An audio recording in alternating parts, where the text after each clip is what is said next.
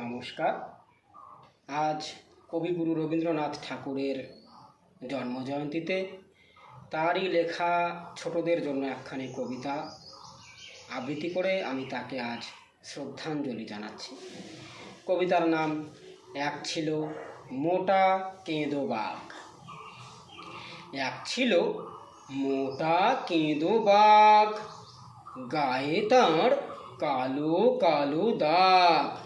বেহারাকে খেতে ঘরে ঢুকে আয়নাটা পড়েছে সম্মুখে।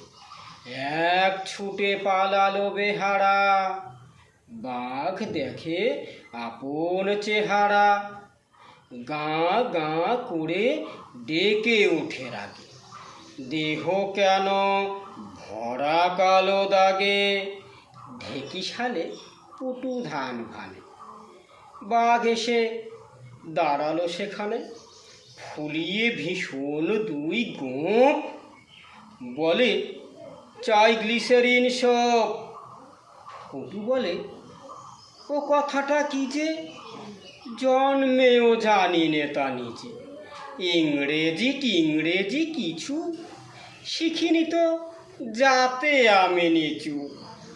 বাঘ বলে কথা বলো ঝুটো। নমস্কার।